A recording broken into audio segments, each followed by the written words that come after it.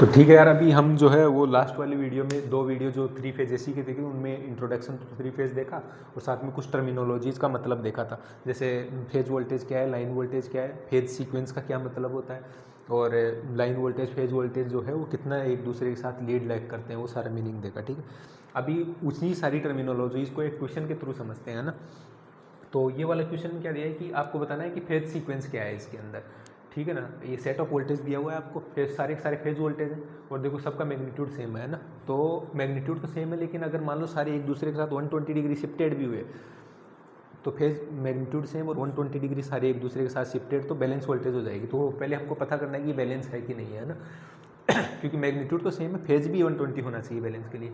तो इस ये फेज ये वाला सारा टर्मिनोलॉजी दिया उसमें आपको बताना है एक तो फेज सीक्वेंस और साथ में या फेजर ड्रॉ करना है किसका, लाइन वोल्टेजेस का और फेज वोल्टेजेस का एक साथ में। तो जैसे अभी हम सिंगल फेज वाले के अंदर देखे थे कि कोई सी साइनोसॉइड जो होता है v m sine omega t, जैसे एक कोई वोल्टेज है v m sine omega t, है ना। इस v m sine omega t को हम फेजर में रिप्रेजेंट कर रहे हैं, तो क्या कैसे देख रहे थे हम इसको, विजुअलाइज कैसे करना है कि एक वी एम रेडियस का फेजर जो है, मतलब कोई ये वाला जो वोल्टेज है वी एम रेडियस के सर्कल में, मतलब कोई एक सर्कल है जिसका रेडियस कितना है वी एम। ठीक है, वी एम रेडियस के सर्कल में किसी ओमेगा से रोटेट करता हुआ, मतलब ये ओमेगा से रोटेट कर रहा है कंटिन्यूसली, किसी टी इक्वल टू टी पे अगर इसका स्नैपशॉट ले तो वो उस इंस्टेंट का जो है इस वोल्टेज का फेजर को रिप्रेजेंट करता है। ठीक है ना, तो ये मतलब फेजर ये साइनोसॉइड वोल्टेज है, इसका मतलब कुल मिला के एक साइनोसॉइड वोल्टेज दे रखे ना, उसको आपको कुछ इस तरीके सर्कल की फॉर्म में देखना है और फिर बोलना है कि वो फेजर है इसका, है ना। तो ऐसे ये सारी वोल्टेजेस भी दे रखी है, तो ये भी तो साइनोसॉइड्स हैं, है ना, साइनोसॉइड्स है, तो इनका फेजर ड्रॉ करना है अभी हमका एक साथ में।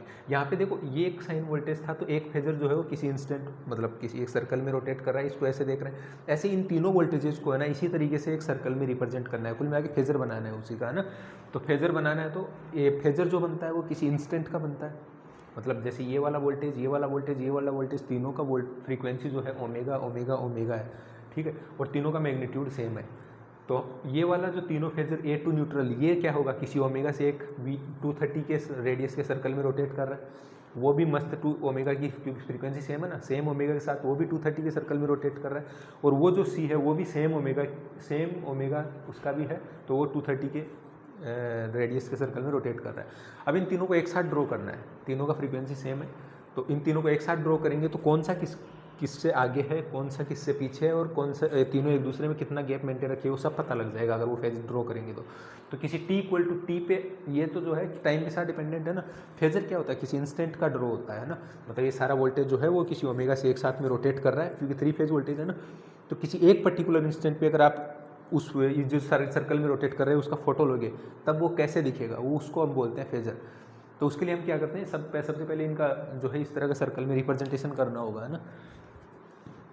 मतलब आगे देख, ये इनिशियल समझने के लिए है। देखो फेजर आपको सीधा ड्रॉ करोगे तो आप सीधा ही ले लेना, इसको 230 एंगल 10 ले लो, उसको -230 ले लो, उसको -110 ले लो और फिर ड्रॉ कर लोगे तो हो जाएगा ना। विजुअलाइजेशन के साथ चलना है ताकि आप आगे जब काम करने जाएँ इंडस्ट्री के अंदर तो फेजर वेजर ये सब चीज़ आए तो हमारे साथ में विजुअलाइजेशन वो चीज़ होगा साथ में। ठीक है ना, तो ये वाला जैसे 230 cos ओमेगा t + 10 डिग्री का एक फेज वोल्टेज दे रखा है। ठीक है, तो इसका अगर हम फेजर ड्रॉ करें, ये वाली वोल्टेज जो है ये क्या है, साइनोसॉइड वोल्टेज है, एक साइनोसॉइड वोल्टेज है, तो इसका फेजर अगर ड्रॉ करें तो सबसे पहले तो किसी इंस्टेंट पे ड्रॉ करना होता है ना। तो जब भी कुछ नहीं होता हम क्या करते हैं, हमेशा t = 0 वाले इंस्टेंट पे ड्रॉ करते हैं। कुल मिला के t = 0 पे इस फेजर को देखेंगे ये कहाँ पे है, क्योंकि ये तो रोटेट कर रहा है ना। तो t = 0 इस वाले आर्ग्यूमेंट में डालेंगे, तो इसमें वाले आर्ग्यूमेंट में अगर t = 0 डालेंगे तो ये वाला जो फेजर होगा, इतना तो हमें पता है कि इस वाले रेडियस के सर्कल में 230 का रेडियस का एक सर्कल है, उसमें वी टू न्यूट्रल जो है वो किसी ओमेगा से रोटेट कर रहा है कंटिन्यूसली। लेकिन t = 0 पे अगर हम इसको देखें तो ये इनिशियल लाइन को हमेशा रेफरेंस, ये सारा फेजर हमेशा रेफरेंस लाइन के ड्रॉ में रेफरेंस रिस्पेक्ट में ड्रॉ करेंगे, है ना। तो t = 0 पे ये फेजर 10 डिग्री यहाँ से चल चुका है, 10 डिग्री आगे है, मतलब यहाँ से 10 डिग्री है ना किसी ओमेगा से, और ये ऐसे रोटेट कर रहा है ना। ये वाला वोल्टेज हो गया हमारे पास में वी ए, ये पूरा सिस्टम जो है वो किसी ओमेगा से रोटेट करेगा ना। ये वाला वोल्टेज हमारे वोल्टेज वी ए का फेजर हो गया t = 0 पे। ऐसे ही ये वाले फेजर को अगर देखें तो ये वाला फेजर जो है वी बी2, ये भी तो साइनोसॉइड है इसका मतलब, और इसका भी देखो 230 है मैग्नीट्यूड यहाँ पे, तो ये भी 230 के सर्कल में ही, मतलब सेम ही रेडियस का, ये वाला रेडियस कितना है 230, 230 के रेडियस के सर्कल में ये भी रोटेट कर रहा होगा किसी ओमेगा के साथ में। तो इनिशियल लाइन के रिस्पेक्ट में इसका देखो, इसमें 0 डालो, ओमेगा टी माइनस में इसमें 0 डालेंगे तो कितना आएगा -230। यहाँ से -230 कितना हो, ये वाला 180 माइनस का 180, 230 जो है वो यहाँ कहीं आएगा, है ना। तो ये टोटल एंगल जो है इनिशियल लाइन के रिस्पेक्ट में 230 हो गया, यहाँ से लेके यहाँ तक का ये कितना है 230 डिग्री। ठीक है, ये वाला वोल्टेज हो गया हमारे पास में B। ये t = 0 के, मतलब हम क्या कर रहे हैं, t = 0 पे पिक्चर लेने की कोशिश कर रहे हैं। ये पूरा सिस्टम जो होगा VAN, VBN, VCN वो क्या होगा, पूरे सर्कल में एक साथ घूम रहा होगा। एक सर्कल 230 के एक सर्कल में तीनों सेम ओमेगा के साथ में रोटेट कर रहे हैं। तो किसी इंस्टेंट पे जो हम इनका स्नैपशॉट लेंगे वो उसको फेजर को बताएगा, ठीक है ना।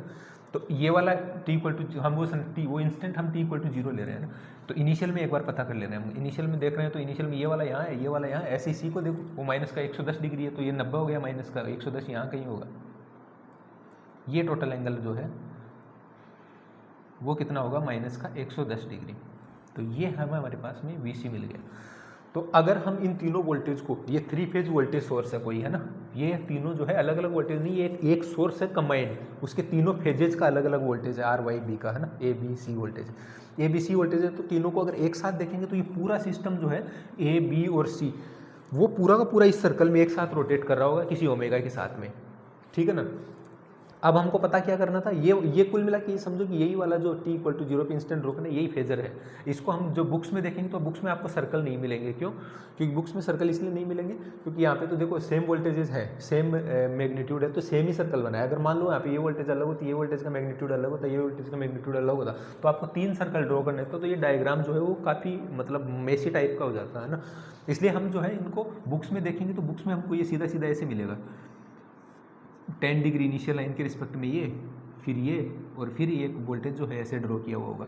अब ये वाला लाइन जो है इनिशियल लाइन के रिस्पेक्ट में कितना है, 10 डिग्री। तो अब यहाँ पे इन दोनों के बीच में अगर गैप देखें, ये कुल मिला कि ये मिला हमारे पास VA, ये मिला हमारे पास में VC, ये हमारे पास में मिला VB, ठीक है। और ये पूरा का पूरा सिस्टम जो है वो किसी ओमेगा से रोटेट कर रहा है। कुल मिला कि वही सीन को मैंने यहाँ पे बिना सर्कल के रिप्रेजेंट किया है ना। तो इसका फेज वोल्टेज जो है उसका फेजर डायग्राम जो है वो कुछ इस तरह का दिखेगा। अब हमको पता करना है कि ये वाला बैलेंस है कि नहीं। तो हमको पता है बैलेंस के लिए क्या कंडीशन चाहिए, मैग्नीट्यूड सेम होना चाहिए और तीनों के बीच में, एक दूसरे के बीच में जो है तीनों में वो 120 का गैप मेंटेन होना चाहिए। तो 120 का गैप जरा चेक करो, A और C में, A और B में कितने का गैप है। तो ये वाला एंगल जो है वो हमारे पास में है टोटल 230, ठीक है ना। ये 230 मैग्नीट्यूड है, ध्यान रखना, ये वाला 230 जो है ये मैग्नीट्यूड है, रेडियस है उसका। तो ये वाला जो टोटल एंगल हमको मिला यहाँ से लेके यहाँ तक का, ये है 230। और ये वाला टोटल अब मान लो 230 और ये टोटल है 360 डिग्री। तो 360 में से 230 निकालो तो ये वाला जो टोटल गैप मिलेगा वो कितना मिलेगा, 130 डिग्री, ठीक है। और 130 डिग्री और उसमें 130 में से 10 निकालेंगे तो इन दोनों के बीच में गैप देखोगे तो ये कितना मिलेगा आपको, 120 डिग्री। ऐसे ही A और C के बीच में गैप देखो, ये वाला टोटल कितना 110 और 10 ये, तो ये भी 120 डिग्री हो गया, ठीक है। और ऐसे ही B और C के बीच में गैप देखोगे तो ये भी आपको कितना मिलेगा, 120 डिग्री। तो इसका मतलब ये वाले जो सारे फेजर हैं, ये सारे फेजर, इनको अगर यहाँ पे ड्रॉ करें तो इन दोनों के बीच में गैप है 120 डिग्री का, ठीक है। इन दोनों के बीच में गैप है 120 डिग्री का और इन दोनों के बीच में भी गैप कितने हैं, 120 डिग्री का। तो ये हमारे पास फेज वोल्टेजेस का फेजर बन गया है ना। फेजर किसी इंस्टेंट के बनता है ना, तो इंस्टेंट t = 0 है ना। किसी t = 10 पे देखोगे तो ये मूव कर चुका होगा कुछ में, तो उसके कॉरस्पॉन्डिंग ये भी तो मूव कर चुका होगा, ये भी मूव कर चुका होगा। इसका मतलब वो गैप 120 डिग्री मेंटेन रहेगा इनके पास हमेशा, क्योंकि फ्रीक्वेंसी सबका सेम है। तो ये फेज वोल्टेज हो गया हमारे पास में, है ना, उसका फेजर हो गया। अब फेज वोल्टेज जो है उसका फेजर कैसे ड्रॉ किया, ये वाला पता कर लिया हमने। अब हमको पता करना है इसमें कि फेज सीक्वेंस क्या है। तो फेज सीक्वेंस की डेफिनेशन क्या है, वो पुराने वाले वीडियो में मैंने बताया था। फेज सीक्वेंस का मतलब होता है ये जो सारे के सारे फेजर है ना इस सर्कल में रोटेट कर रहे हैं, ठीक है। इस सर्कल में रोटेट कर रहे हैं तो इस सर्कल का ये वाला पॉइंट पकड़ लो कोई भी, है ना, और इस कोई भी एक पॉइंट पकड़ो, उस पॉइंट पे आप देखो सबसे पहले वेक्टर, वो ये सारे वेक्टर्स जो है ना, ये वाले VA, VB, VC वो किस ऑर्डर में आ रहे हैं। तो जैसे मान ली ये वाला इंस्टेंट पे जो है वो मैं एकदम बैठा हूँ निशाना लगा के देख रहा हूँ यहाँ से पहले कौन जाता है, तो सबसे पहले VA जाएगा, है ना। यहाँ से अगर हम देखें इस वाले पर्टिकुलर इंस्टेंट पे तो सबसे पहले कौन जाएगा, VA जाएगा। मतलब सबसे पहले जो है A फेज जा रहा होगा यहाँ से, ठीक है, ए फेज आगे निकल गया, अब पीछे से दोबारा जब मैं तो यहीं पे देख रहा हूँ तो ए तो निकल गया, पीछे से देखता हूँ कौन आता है तो सी आ रहा है, फिर यहाँ से देख रहा है कौन आ रहा है सी, अब सी यहाँ से निकल गया आगे तो उस सी के पीछे कौन आ रहा है, बी आ रहा है। ऐसे ही फिर बी के आगे कौन था, बी से आगे देखो बी के पीछे कौन आ रहा है, अगर ये इधर में रोटेट करो तो बी के पीछे ए आ रहा है, फिर सी आ रहा है, फिर बी आ रहा है, फिर आ रहा है ए सी बी। तो आप ये पैटर्न देखोगे ना, ए सी बी ए सी बी ए सी बी, तो ये कौन सा है, नेगेटिव फेज सीक्वेंस फॉर्म कर रहा है ना। अब ये नेगेटिव फेज सीक्वेंस का क्या मतलब होता है, जैसे हमने एक स्टैंडर्ड ले रखा था ना कि अगर ए बी सी बी ए, अगर पीक का ऑर्डर मतलब इन फेज ये क्या बोलते हैं, फेज सीक्वेंस क्या था, किस ऑर्डर में पीक कर रहे हैं। अगर ए बी सी में हमने स्टैंडर्ड बना रखा है, अगर ए बी सी में पीक करते हैं, ठीक है, इस ऑर्डर में इस पॉइंट से पास होते हैं, तो हम बोलते हैं कि ये पॉजिटिव फेज सीक्वेंस है, ठीक है। और अगर इस वाले ऑर्डर में जो है वो पीक करते हैं तो हम बोलते हैं ये कौन सा है, निगेटिव फेज सीक्वेंस है, ठीक है ना। विजुअलाइजेशन बहुत ज़रूरी है भैया, ये आपको कहीं नहीं मिलेगा जो मैं एक्सप्लेन कर रहा हूँ ना ऐसा वाला, ठीक है। वो मैंने 12वीं क्लास का फेजर वेजर सारा चीज़ें लिंक करके और एसी से लिंक करने के बाद में ये सब थ्योरी जो है अपना मतलब चीज़ें लिंक करके है, बुक्स में मिल जाएगा, लेकिन एक्सप्लेनेशन के लिए तो समझना पड़ेगा ना चीज़ें आपको, विजुअलाइजेशन के लिए तो, ठीक। तो ये नेगेटिव फेज सीक्वेंस, तो कुल मिला कि ये जो फेज वोल्टेजेस हमको दिए हुए हैं ना, ये एक नेगेटिव फेज सीक्वेंस फॉर्म कर रहे हैं ना। तो ये ए सी बी, अब यहाँ पे देखो ये रोटेट कर, तो ए सी बी ये नेगेटिव फेज सीक्वेंस फॉर्म कर रहा है, ठीक है ना। उसने पूछा था फेज सीक्वेंस ही बताना था हमको, तो फेज सीक्वेंस कौन सा है, नेगेटिव फेज सीक्वेंस है। अब नेगेटिव फेज सीक्वेंस के बाद फेज वोल्टेज हमने ड्रॉ कर लिए, और सिंस हमने देखा कि 230 वोल्ट 230 वोल्ट 230 वोल्ट तीनों का मैग्नीट्यूड सेम है और तीनों एक दूसरे के साथ 120 डिग्री भी शिफ्टेड है ना। तो मैं इधर में लिख दे रहा हूँ, मैग्नीट्यूड जो है इन सब का कितना है 230, और फेज डिफरेंस यहाँ से देखेंगे तो वो कितना है 120 डिग्री तीनों के बीच में फेज डिफरेंस, वो कितना है 120 डिग्री, तीनों एक दूसरे में मेंटेन रखे हुए हैं। तो इसका मतलब बैलेंस फेज वोल्टेज है, यहाँ पे जो वोल्टेज दी हुई है हमको वो बैलेंस्ड फेज वोल्टेज है। आपको मैं बता दूं एक बार, आपको अगर ये फेज सीक्वेंस वाली चीज़ें समझ में नहीं आती, अगर आपको ये बैलेंस और अनबैलेंस समझ में नहीं आता, 3 फेज की टर्मिनोलॉजीज में फेजर ड्रॉ करना ये सब नहीं समझ में आता, तो आप मशीन नहीं पढ़ सकते, ठीक है। इंडक्शन मशीन नहीं पढ़ सकते आप, सिंक्रोनस मशीन नहीं पढ़ सकते आप, ट्रांसफार्मर नहीं पढ़ सकते, ठीक है। पावर सिस्टम तो भूल जाओ, पावर सिस्टम तो पढ़ ही नहीं सकते जब तक 3 फेज के बारे में पता नहीं है ना। तो ये वाला जो लग रहा है ऐसा ही चैप्टर कि हमको आता है, विजुअलाइजेशन जब तक नहीं होगा ना आप फॉल्ट पता कर पाओगे पावर सिस्टम में, ना आप फॉल्ट कैलकुलेट कर पाओगे। फॉल्ट कैलकुलेशन जो है उसमें ये चीज़ भी बहुत मैटर करती है कि जब तीनों फेजर जो रोटेट कर रहे थे ना, जब फॉल्ट आया तब तीनों फेजर जो है वो कितने फेज पे थे इनिशियल में, वो सारी चीज़ भी मैटर करती है। और वो सारी चीज़ों की जब तक समझ नहीं होगी, जब आप काम करने जाओगे तो रिले में जो सेटिंग वेटिंग देखोगे ना वो समझ में नहीं आएगी आपको कभी, है ना। क्योंकि उसलिए बहुत वो बेसिक से फंडामेंटल सारी चीज़ें समझ में, मतलब विजुअलाइजेशन बहुत जरूरी। क्योंकि जैसे मान लो पावर सिस्टम में आप मान लो कोई जनरेशन कंपनी में काम है, एनटीपीसी में मान लो काम कर रहे हो, वहाँ पे रिले में देखोगे ना तो वहाँ पे फेज सीक्वेंस, फेज डिफरेंस, उन्हीं के बेसिस पे रिले की बाइसिंग वगैरह, सेटिंग वगैरह, इन सब चीज़ें जो है इनमें इनका बहुत बड़ा रोल होता है। जब आप रिले की लॉग बुक चेक करोगे ना उसमें सारी टर्मिनोलॉजीज मिलेंगी आपकी, और ये टर्मिनोलॉजीज का अगर आपके पास विजुअलाइजेशन नहीं है तो भूल जाओ कि वो रिले का आप कभी कुछ समझ भी पाओगे, है ना, ठीक है ना। तो ये वाला फेज वाला इशारा पता कर लिया। अब एक बताना है उसके अंदर कि फेजर ड्रॉ कर लिया, अब आपको बताना है कि लाइन वोल्टेजेस, है ना। तो एक तो लाइन वोल्टेजेस देखो, जब भी बैलेंस सप्लाई है, ये अब आपने पता कर लिया ना बैलेंस सप्लाई है, जब भी बैलेंस सप्लाई होती है ना तो फेज वोल्टेज जो है और ये अब कनेक्शन यहाँ पे हमने बोल नहीं रखा कि ये वाले जो फेज वोल्टेजेस हैं यहाँ पे स्टार में कनेक्टेड है, ये तीनों की तीनों जो है देखो 3 सप्लाई है तो ये तीनों या तो स्टार में कनेक्टेड होगा, है ना, या तो डेल्टा में कनेक्टेड होगा, ठीक है ना। तो हमको कुछ यहाँ बोल नहीं रखा तो हम स्टार कनेक्शन मान ले रहे हैं, क्योंकि डेल्टा में तो कुछ है नहीं ज़्यादा, है ना।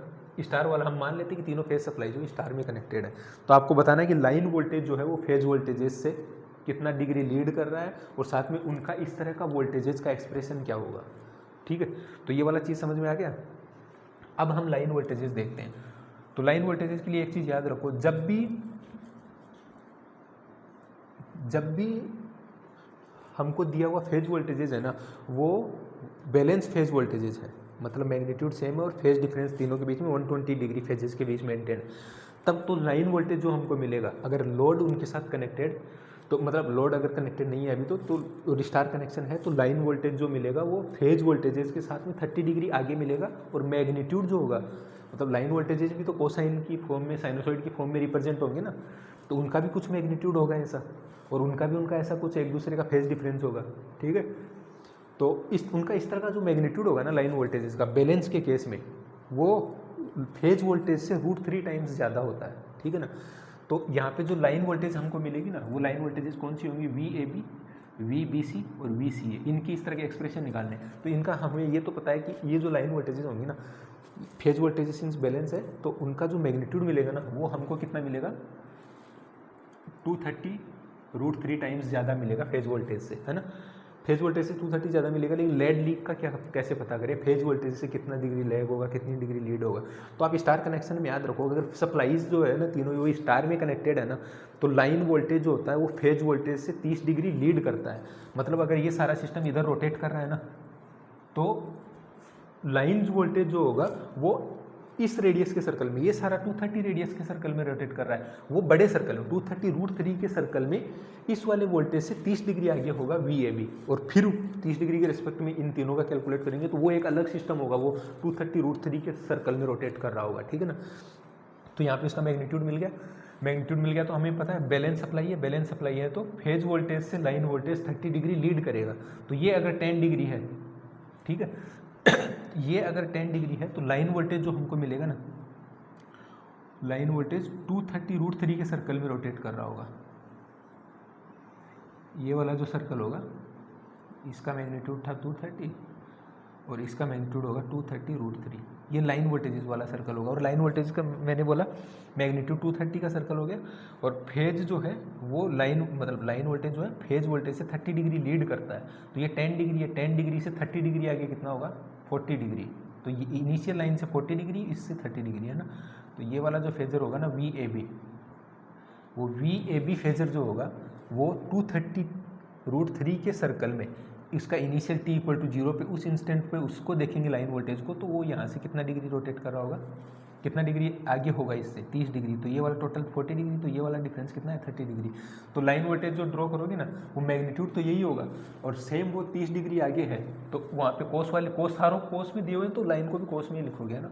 तो कोस ω_t सेम फ्रीक्वेंसी के साथ रोटेट कर रहा है, लेकिन वो इसके साथ में 30 डिग्री आगे है, तो 10 में 30 और ऐड किया तो कितना हो जाएगा, इनिशियल लाइन के रिस्पेक्ट में 40 डिग्री, ठीक है ना।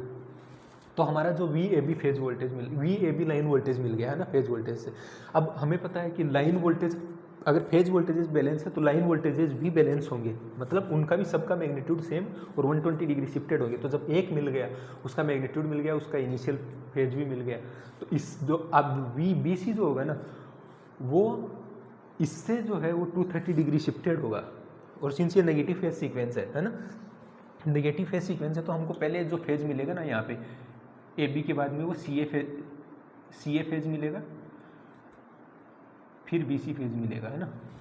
इस ऑर्डर में मिलेंगे। तो VCA जो हमको मिलेगा वो 230 √3 cos ω_t, और इससे 120 डिग्री नेगेटिव फेज सीक्वेंस है, तो VCA जो है वो पीछे की तरफ में मिलेगा, पहले AB के जस्ट पीछे। तो इससे 120 डिग्री पीछे की तरफ लेके जाना है, तो ये इससे 120 डिग्री, तो ये अपने आप में 40 डिग्री पे है, और इस VAB जो है अपने आप में 40 डिग्री है, और उससे 120 डिग्री पीछे लेके जाना है। तो ये कितने डिग्री हो, ये 90 और 9 और 4 13, तो इसका मतलब ये 80 डिग्री होगा टोटल एंगल, 8 और 4 12 हो जाएगा ना।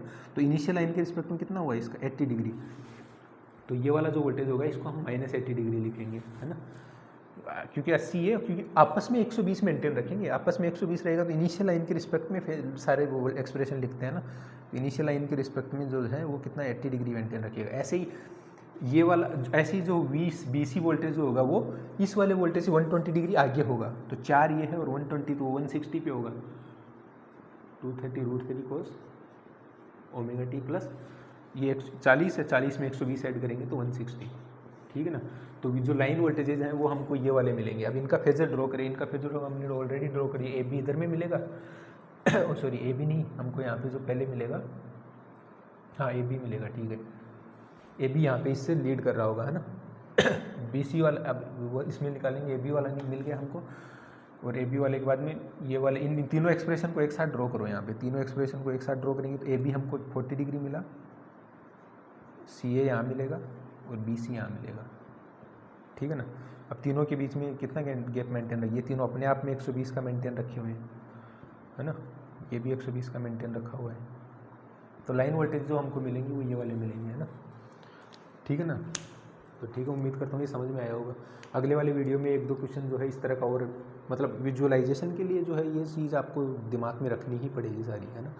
तो आगे वाले जो लेक्चर में आएंगे उसमें कुछ लोड कनेक्ट करेंगे स्टार डेल्टा के अंदर, और फिर हम करंट को देखेंगे, करंट जो है वो कैसे लेड लीक करता है वोल्टेजेस से, ठीक है। वो सब सारी चीज़ें अंडरस्टैंडिंग डेवलप करेंगे। 3 फेज में जो है लोड को कैसे कनेक्ट करते हैं सोर्स के अक्रॉस, जैसे बैटरी आपको डीसी में दिया हुआ तो बैटरी दी हुई है, उस बैटरी के अक्रॉस सिंपल बस 2 टर्मिनल हैं, कोई भी लोड लो और कनेक्ट कर दो।